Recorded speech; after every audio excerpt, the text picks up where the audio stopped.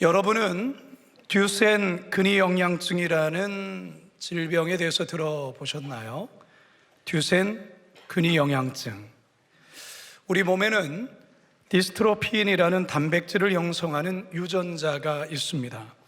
이 유전자는 근육세포의 구조를 안정화시키는 데 필수인데요. 이 유전자의 변이가 생겨 결핍이 되면서 근육세포가 손상되고 점차 파괴되어 걷지도 못하고 점점 호흡이나 심장 기능에 저하가 일어나 보통 30대에 사망하게 되는 게 바로 듀센 근위영양증이라는 희귀 질환입니다. 그런데 이 병은 보통 남자아이들이 걸리는데요, 여자아이들이 걸리는 확률은 5천만 명 중에 1명꼴이라고 합니다. 그런데 올해로 3살이 되는 전사랑이라는 이름의 아이가 이 병에 걸린 겁니다. 이 사랑의 아빠는 목사님이세요. 청주에서 목회하시는 이제 젊은 목사님인데 전요셉 목사님인데요. 현재 국내에서는 이 병에 대한 치료약도 치료 방법도 없다는 거예요. 최근 미국에서 치료제가 개발되었는데 약값과 치료비를 더하면 한화로 약 46억 원 정도라는 거예요. 젊은 목사로 이 돈 어떻게 구할 수가 있겠습니까? 너무나도 절망적인 상황이죠. 하지만 이 아빠는 딸아이를 그냥 지켜만 볼 수 없어서 목사님이 시작한 게 기금 마련을 위한 전국 국토 대장정을 시작했습니다. 46만 명에게서 1만 원씩의 후원을 받는 그런 챌린지를 시작한 건데요, 22일 동안 740km를 오로지 걸어서 이 대장정을 완주합니다. 관련 영상 한번 보시겠습니다.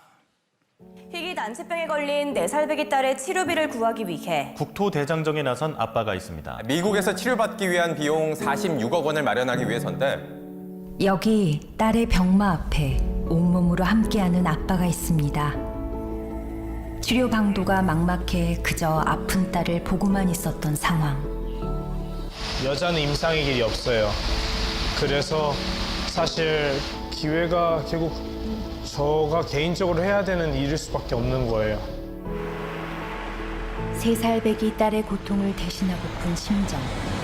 근육병 저한테 옮겨달라는 게 기도였고요. 지금까지 생명을 가져가셔도 여한이 없어요. 어린 딸을 살릴 수만 있다면 가시밭길이라도 마다하지 않을 아빠. 어느 평범한 아빠의 간절한 기도의 여정이 지금 시작됩니다. 그리고 사랑의 얼굴을 보자 21일간의 노고조차 잊은 아빠. 아빠 왔다. 아빠 꼭 안아주고. 아빠 사랑해 우리 딸.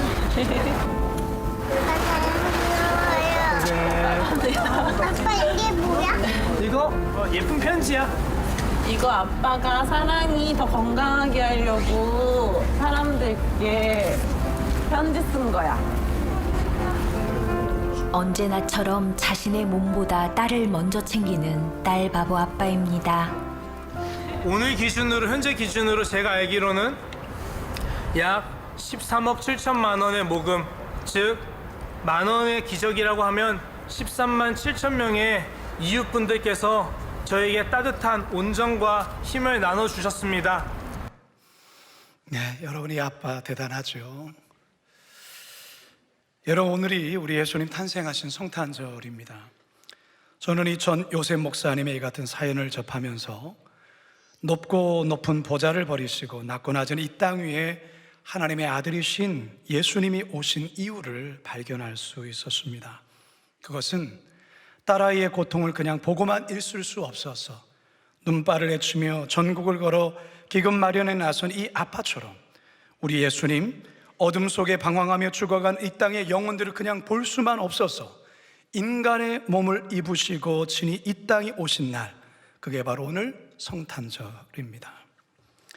바라기니 성탄절 아침 선포되는 말씀을 통해 지금 내가 선 이곳에 빛으로 오신 하나님의 아들 예수님을 뜨겁게 만나는 역사가 있기를 주님의 이름으로 축원합니다. 함께 따라합시다. 어두운 심령을 밝히러 오셨습니다. 예수님이 탄생했을 때 유대 땅은 그야말로 어둠 그 자체였습니다. 그 이유는 간교하고 포악하기 짝이 없는 헤롯 왕이 유대 땅을 통치하고 있었기 때문입니다. 그는 뛰어난 지략과 엄청난 로비로 로마 황실의 신임을 얻어 유대의 분봉 왕으로 임명을 받았지만 순수 유대 혈통이 아닌 이두메 출신이라는 핸디캡을 늘 지니고 있었습니다. 그래서 그는 유대 백성들의 환심을 사기 위해 예루살렘 성전을 대단히 크고 화려하게 지었고 로마 황실의 환심을 사기 위해 지중해 연안의 호화로운 휴양 도시인 가이사랴를 건설해 황제에게 바치기까지 했습니다. 이처럼 뛰어난 건축과 로비로 자신의 정치적 입지를 확고히 하고는 있었지만 그는 늘 불안해했습니다. 늘 사람들을 의심하며 누구라도 자기 자리를 넘본다고 의심이 되면 부인이건 자식이건 부모건 가차없이 죽였습니다. 그래서 죽은 부인이 2명이었고 아들 3명도 그렇게 해서 죽었고 처남과 처조부도 그렇게 살해되었습니다. 따라서 동방박사들이 예루살렘에 도착해 왕으로 나신 이가 어디 있느냐라고 했을 때 큰 소동이 난 것은 당연한 일이었습니다. 2절에서 3절, 마태복음 2장 2절에서 3절 시작. 유대인의 왕으로 나신 이가 어디 계시냐? 우리가 동방에서 그의 별을 보고 그에게 경배하러 왔노라 하니 헤롯 왕과 온 예루살렘이 듣고 소동한지라. 헤롯 왕은 동방 박사들에게 아기가 태어난 것을 알려주면 자신도 가서 경배하겠다고 하지만 그의 속셈은 어떤 속셈이죠? 아기 예수님을 찾아내면 죽이려는 것이었습니다. 이후에 동방 박사에게 속은 것을 알자 헤롯이 저지른 만행이 무엇입니까? 베들레헴과 그 모든 지경에 사는 2살 아래의 남자 아기들은 모조리 다 죽여버리죠. 마태복음 2장 16절 하반절 시작. 2살부터 그 아래로 다 죽이니, 이게 바로 헤롯입니다. 권력에 눈이 멀어서 영혼이 완전히 망가진 헤롯 왕의 실체라는 것이죠. 한 나라의 왕의 심령이 이렇게도 어두운데 그 시대를 살아가는 백성들은 어떠했겠습니까?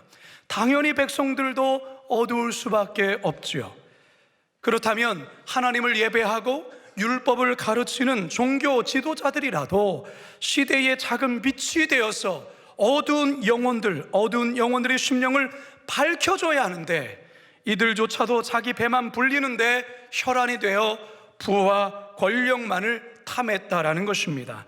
2장 4절에서 5절 상반절 시작. 왕이 모든 대제사장과 백성의 서기관들을 모아 그리스도가 어디서 나겠느냐 물으니 이르되 유대 베들레헴이 오니. 이런 처참한 현실 앞에서 이 어두운 세상을 그냥 등지고 속세로 떠나서 광야로 들어가 사는 무리들도 생겨났습니다. 어떤 이들은 무력을 동원해서라도 로마를 이 땅에서 몰아내고 유대의 독립을 쟁취해야 된다라는 무리들도 있었습니다. 하지만 대다수의 백성들은 이러한 현실에 삶의 무게에 짓눌려서 하루하루를 버겁게 살아야만 했습니다. 성도 여러분, 오늘 우리가 읽은 이 요한복음에서는 이런 어두운 심령에 참빛을 비추기 위해 우리 예수님이 오셨다고 설명합니다. 요한복음 1장 9절과 10절 상반절 시작. 참빛 곧 세상에 와서 각 사람에게 비치는 빛이 있었나니 그가 세상에 계셨으며. 참빛 곧 세상에 와서 각 사람에게 비치는 빛이 있었다. 각 사람에게 비치는 빛이 있었다. 사랑하는 성도 여러분, 지금 우리가 살고 있는 이 세상 사람들의 심령은 어떤가요? 밝아 보입니까? 아니면 어두워 보입니까? 밝지가 않죠. 요즘 사람들의 표정을 보면 얼굴이 어두워요. 화가 많이 나 있는 것 같아요. 화가. 분노 게이지가 아주 높은 상태에 있어요. 사실 이전부터 대한민국을 가리켜 갈등 공화국이다 라는 말이 있었어요. 그만큼 우리 사회에는 많은 갈등들이 존재하고 있어요. 이념 간의 갈등은 너무나도 크고 깊습니다. 지역 간의 갈등도 마찬가지예요. 세대 간의 갈등은, 더 나아가 젠더, 성별 간의 갈등도 요즘 심화되고 있지요. 소득의 격차로 인한 경제적 갈등도 아주 큽니다. 사회가 이러다 보니 모두가 예민하고 언어가 거칠고 폭력적인 분위기가 이 사회에, 그리고 사람들의 마음에 드리워져 있어요. 이런 사회적 분위기가 우리 자녀들이 다니는 학교에서도 고스란히 이어진 듯한 걱정이 있습니다. 2달 전쯤에 저희 교회 한 성도님이 책을 냈다면서 책을 들고 저를 찾아오셨어요. 이분은 무슨 일을 하시는 분이냐면 아동 학대와 학교 폭력 예방에 관한 교육을 담당하시고 직접 센터를 이렇게 운영을 하시는 참 귀한 분이세요. 이 학교 폭력과 관련해서, 아동 폭력. 그동안 이 일을 하면서 경험했던 수많은 사례들을 토대로 책을 쓰신 겁니다. 근데 책 제목을 제가 보고 헉 했습니다. 하트가 썩었어요 라는 책 제목이에요. 아이들의 하트가 썩었다라는 거예요. 이 책을 보면 과연 이게 사실인가 할 정도로 현재 학교 폭력이 얼마나 심각하고 위험한지를 알게 되어요. 대부분 10대 애들인데 가해하는 아이들의 수준이 너무나도 잔인하고 흉악하다라는 거죠. 피해를 당한 아이들은 평생을 깊은 상처와 고통 속에 살아야 하는데요. 많은 경우에 학교 폭력의 가해자들은요, 가정에서 폭력을 경험한 아이들인 거예요. 그 가정에서 폭력을 경험한 아이들이 학교 폭력으로 확장된다라는 거예요. 그러니까 가정이 어두우면 학교에서의 우리의 자녀의 삶도 어둡다라는 거예요. 이 책을 쓰신 이 성도님이 폭력이 없는 세상에서 우리 아이들이 안전하고 행복하게 살아가는 그런 꿈을 꾸며 이 책을 썼다고 합니다. 성도 여러분, 오늘 우리가 본문에서 이 마태복음에서 대하는 이 헤롯 왕도 마찬가지 아닐까요? 그가 왜 이렇게도 폭력적이고 잔인할까? 그 이유는 그 영혼 깊은 곳에 어둠이 자리하고 있기 때문에 그래요. 그가 성장하면서 그의 주변의 환경 속에서 겪게 된 수많은 어두움이 그 마음을 집어삼킨 것이죠. 따라서 그 깊은 어두움은 참빛이신 예수님을 만나야만 그 어둠의 문제는 해결받을 수가 있어요. 가정이지만 만약에 이 헤롯 왕이 동방 박사들처럼 예수님께 와서 예수님을 경배하고 그 예수님을 진짜 만났다라고 한다면 그의 인생은 어떻게 되었을까? 달라지지 않았을까라는 생각도 해봅니다. 오늘날 우리들도 마찬가지지요. 성탄절은 이곳에 빛으로 오신 예수님을 만나는 날입니다. 믿으십니까? 내 영혼에, 내 심령에 빛으로 오신 예수님을 만나는 날이에요. 그 빛을 만나야만 우리 영혼이 밝아져요. 달라진다라는 것이죠. 바라기는 이 성탄의 아침, 빛 대신 예수님으로 인하여 내 영혼이 다시 밝아지는, 다시 살아나는 역사가 있기를 주님의 이름으로 축원합니다. 두 번째 따라 합시다. 어두운 이 땅을 밝히러 오셨습니다. 우크라이나와 러시아 간의 전쟁의 장기화로 이 병사들의 사상자가 계속 늘어나고 있어요. 지난 9월을 기준으로 우크라이나 군은 약 8만 명이 사망했고요, 40만 명의 부상자가 발생했습니다. 러시아군은 최소 7만 명이 사망했고 57만여 명의 부상자가 나왔다고 보고합니다. 민간인의 피해도 훨씬 더 심각하죠. 최근 뉴스에서 여러분 뉴스 보셨겠지만 북한군이 여기에 같이 있지 않습니까? 참여한 가운데 이 북한군이 속수무책으로 죽어나가고 있어요. 중동에선 이스라엘이 하마스, 헤즈볼라에 이어서 이란으로까지 공세가 확대되면서 그 피해는 계속 늘어나고 있죠. 지난 10월까지 이스라엘 민간인 사상자는 10,000명 넘어섰고요. 이스라엘군 사상자도 6,000명에 육박합니다. 가자 지구는 이보다 훨씬 사상자가 14만 명에 달하고 그중 상당수가 민간인이에요. 레바논에서도 1만 4천 명에 달하는 사상자가 발생했죠.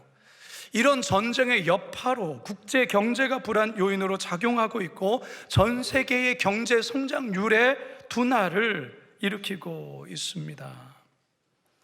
좀 돈 좀 있는 유럽 국가들은 뭐에 혈안이 되어 있습니까? 최첨단 무기 확보에 안간힘을 쓰고 있죠.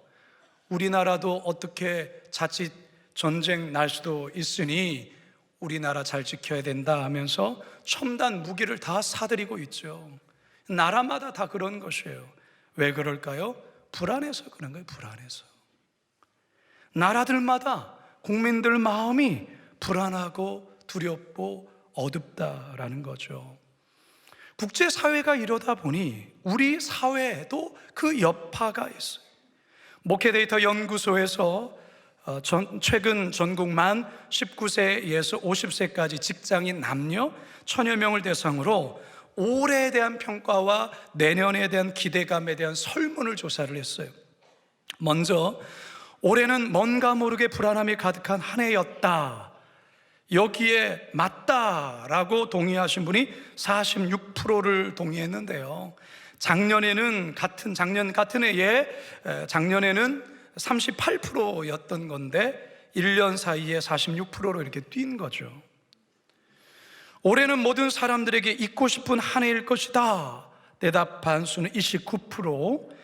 이것은 작년 15%에 비해 또한 크게 증가한 것으로 조사되었습니다. 그만큼 올 한 해 동안 사회 전반의 부정적인 정서가 높아졌다는 겁니다. 2025년도에 대한 경제적 기대감에 관해 묻는 조사에서는 내년에는 올해보다 경제적으로 좀 더 나은 해가 될 것 같다라는 기대감이 있다, 전체 46% 동의했고요.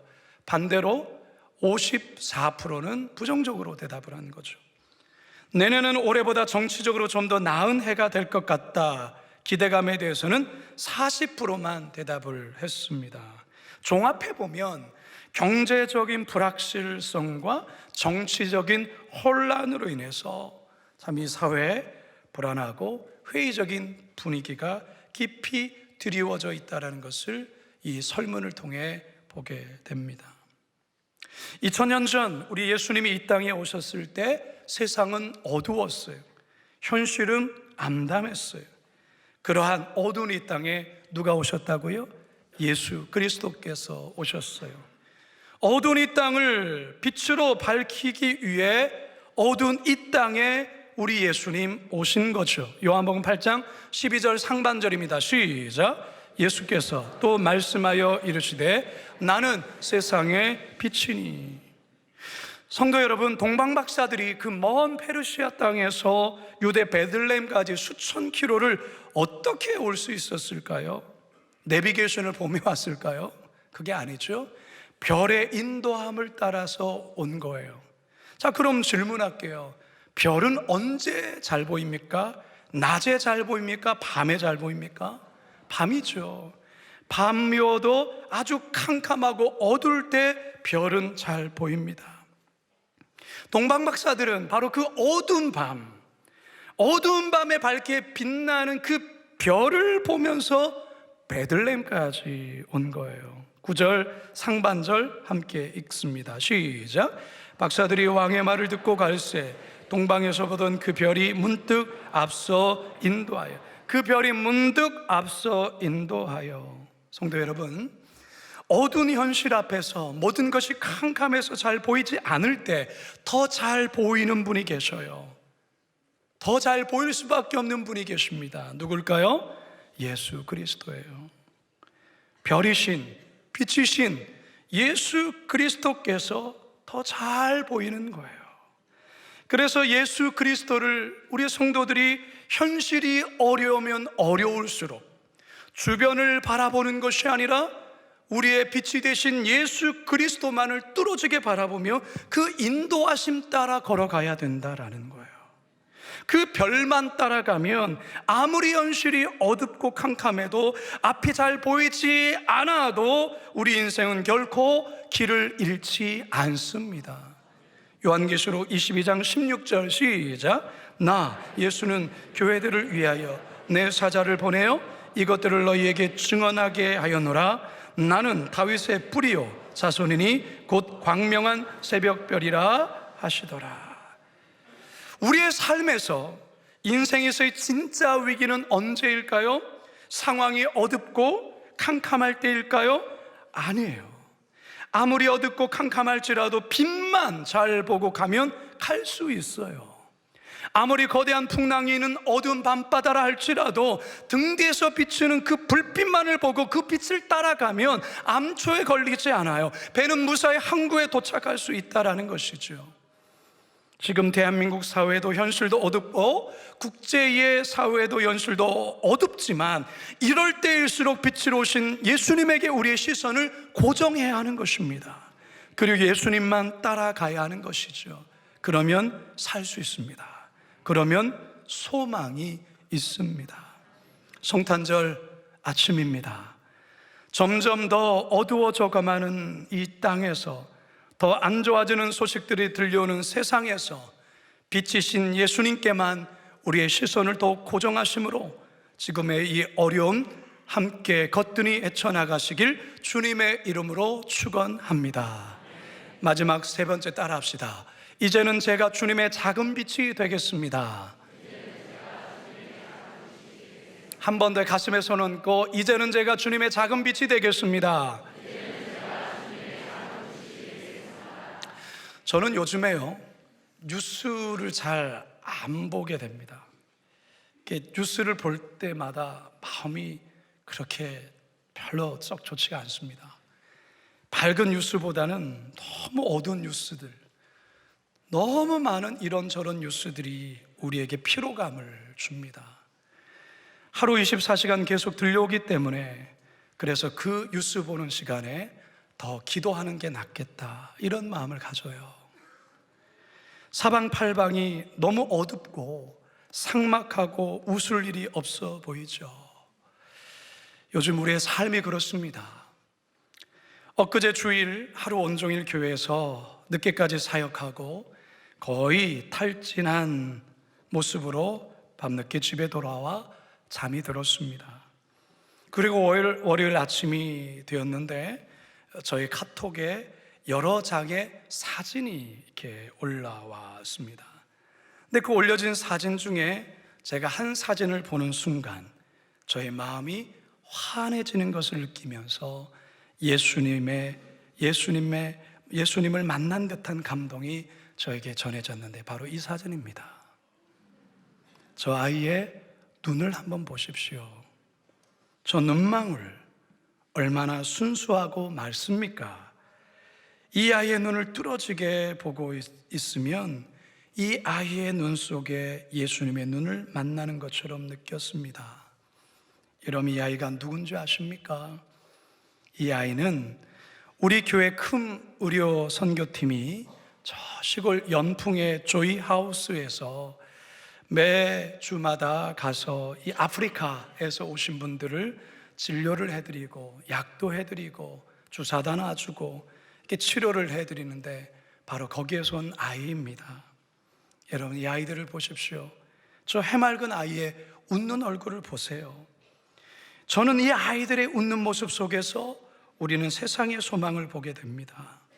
고향 땅, 먼 아프리카 땅에서 이 낯선 대한민국에 와서 이방인처럼 살아가는 저들 얼마나 힘들겠습니까? 그러나 저들에게 예수님의 사랑을, 예수님의 작은 빛을 전하는 분들이 있기에 저들의 마음이 밝아지고 우리의 주변이 밝아지고 이 사회가 밝아지는 것입니다. 바로 이런 분들 때문이죠. 또 바로 이런 분들 때문입니다.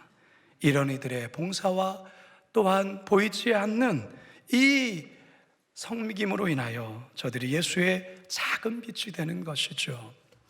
이 아이들이 전해온 크리스마스 영상이 있습니다. 잠깐 보시겠습니다.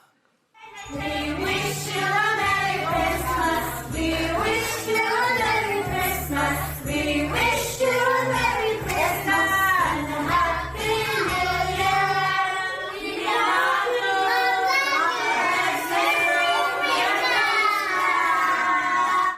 쿰 선교팀에서는 이 아이들을 가리켜서 검은 천사들이라고 얘기를 합니다. 까만 천사들. 성경에서 이런 말씀이 쓰여 있습니다. 함께 봅시다. 마태복음 5장 16절 시작. 이같이 너희 빛이 사람 앞에 비치게 하여 그들로 너희 착한 행실을 보고 하늘에 계신 너희 아버지께 영광을 돌리게 하라. 오늘 우리 교회는 성탄절을 맞아서 강도 만난 이들의 선한 사마리안이 되는 플로잉 데이를 오늘도 어김없이 갖습니다.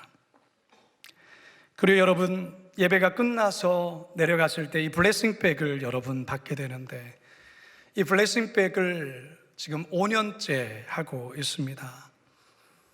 성탄절이 그저 즐기는 날, 하나의 휴일처럼 변질되어 가는 세상의 모습, 세상 사람들이야 그럴 수 있다지만 그리스도인들조차도 그저 성탄절을 그렇게 보내는 것에 대한 안타까운 마음이 제 안에 들었습니다. 성탄절의 본질을 회복했으면 좋겠다. 성탄의 본질이 뭡니까? 예수님이 왜 이 땅에 오셨습니까? 가난하고 소외되고 아픈 자들에게 빛이 되려고 오신 것 아니겠습니까? 그래서 우리 교회가 이 작은 가방에 성도들에게 선물을 넣어서 드리지만, 이제 선물을 받은 여러분이 여러분 지역, 여러분이 살고 있는 그 가까운 데에 누군가를 향해 이 안에 선물을 넣고 메리 크리스마스를 외치며 그에게 이 선물을 갖다 주는 것이죠. 때로는 아파트의 계단을 청소하시는 아줌마들, 경비하는 아저씨들, 늘 이 연말에 택배를 운반하시며 늘 지쳐있는 택배 아저씨들, 때로는 경찰관, 때로는 소방관들, 우리 주변에 평소에 그 섬김과 사랑을 받지만 늘 잊고 살아가는 그들에게 여러분들의 작은 빛을 비춰주셨으면 좋겠다. 그래서 시작하게 된 게 이 블레싱 백입니다. 사랑하는 성도 여러분, 우리 주변이 어둡지만, 여전히 캄캄하지만 누군가가 작은 빛이 되어서 그 빛을 비추면, 물론 그 하나는 미비할지 모르지만 그 빛이 함께 합쳐진다면 거대한 빛이 될 것입니다. 그 거대한 빛이 되었을 때 여러분, 이 땅의 어둠이 조금씩 사라지게 되는 것입니다. 이제 저는 말씀을 마치려고 합니다. 여러분, 성탄절이 어떤 날입니까? 성탄절은 성자 하나님이신 예수님께서 어두운 세상을 구원하기 위하여 인간의 몸을 입고 이 땅에 친히 오신 날입니다. 예수님은 성부 하나님, 성령 하나님과 더불어 온 우주 만물을 창조하신 하나님이십니다. 뿐만 아니라 역사의 종말에 하늘 보좌에 앉으셔서 온 세상을 심판하실 심판주이십니다. 그러한 성자 하나님께서 높고 높은 하늘을 버리시고 낮고 낮은 이 땅 위에 인간으로 오셨습니다. 왜입니까? 어두운 세상을, 어두운 심령을 밝히러 오신 겁니다. 오늘날 전쟁으로 고통받고 있는 나라들 위해, 그런 낯선 땅에서 눈물을 흘리며 이방인으로 살아가고 있는 저들 위해, 그리고 남모르게 육신의 질병과 희귀질환으로 인하여 고통 속에 몸부림치고 있는 그 가정 위에 우리 예수님 빛으로 오셨습니다. 바라기는 나 또한 예수의 작은 빛이 되어 내가 거하는 그곳에 작은 예수로 어두운 곳을 밝히는 그리스도인으로 살아가시는, 그래서 세상을 밝히는 우리 모두가 되길 주님의 이름으로 축원합니다. 이 시간 특별한 시간을 좀 가질 겁니다. 어떤 특별한 시간이냐면, 제가 오늘 성탄절 설교를 준비하다가 여러분 앞서서 듀센 근위영양증이라는 질환에 대한 얘기를 드렸습니다. 설교를 준비하는데 갑자기 저희 교인 가운데 루게릭 병에 걸린 성도가 생각이 났어요. 여러분, 루게릭병 아시죠? 운동신경세포가 점차 소멸하면서 근육이 약화되고 마비되는 진행성 희귀질환이죠. 안타깝게도 정확한 발병 원인과 치료제가 없어서 시간이 지날수록 의사소통과 호흡조차 어려워지는 병이에요. 우리 교회에 두 분이 있습니다. 루게릭병 걸린. 한 분은 청년이고 한 분은 권사님이세요. 2부 예배 이 시간에 제가 우리 교구 목사님께 그리고 사회선교위원회에게 제가 주님께서 주신 이 마음을 좀 나눴습니다. 급하게 나눈 거죠.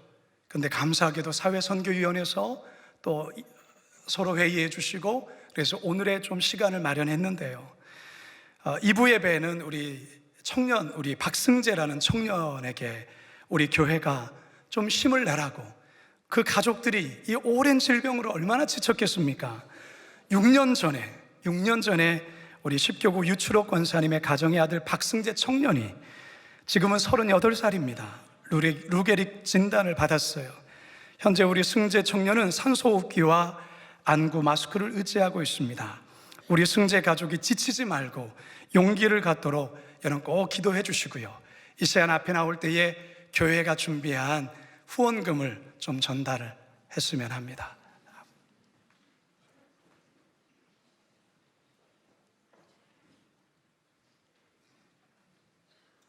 우리 권사님께 우리 전달할 때 여러분 힘내십시오.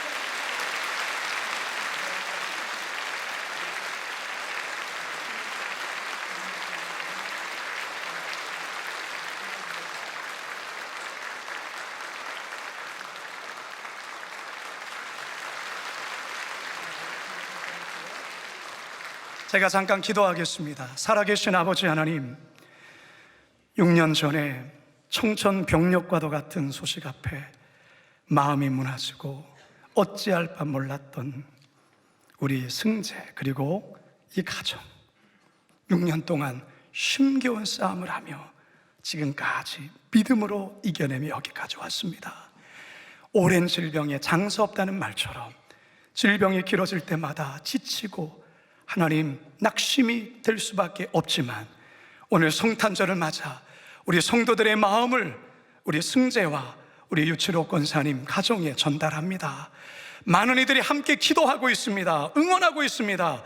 결코 지치지 않게 하여 주시고 벌떡 일어나 하나님의 살아계심을 간증하고 고백할 수 있도록 우리 승재 위에 우리 주님 함께 하여 주시고 우리 하나님 박태수 집사님, 유치록 권사님에게도 힘과 능력을 더하여 주시옵소서. 감사하며 예수님의 이름으로 기도드립니다. 아멘. 여러분 큰 박수로 격려하겠습니다. 네. 할렐루야. 할렐루야. 사랑하는 여러분, 우리가 작은 빛이 될 때 우리 주변은 세상은 밝아질 줄로 믿습니다. 우리 작은 빛 되어 살아갑시다. 세상의 어두움을 탓할 것이 아니라, 불평할 것이 아니라 내가 작은 빛이 되면 됩니다. 그렇게 살아가는 우리 모두가 되시길 주님의 이름으로 축원합니다. 우리 자리에서 다 일어나셔서요, 기쁘다 구주 오셨네 함께 찬양 부르고 축도로 마치도록 하겠습니다.